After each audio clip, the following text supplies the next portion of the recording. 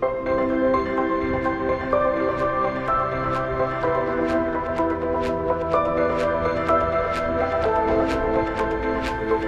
flavor of Vietnam is so diverse from north to south within 100 kilometers. So with the mountain and the beach within reach, the whole package is here.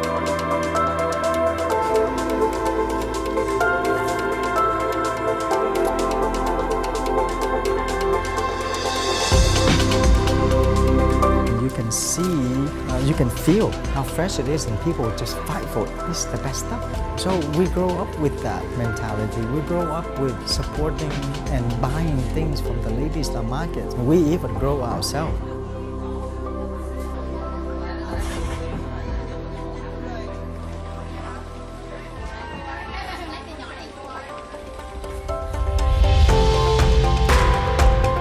When you have fresh, incredible and nutritional food, you want to share that to your family, to your members of your friends of the family, because that's nutritional stuff. You want to take care of that family, and that's in mentality of the Vietnamese in general.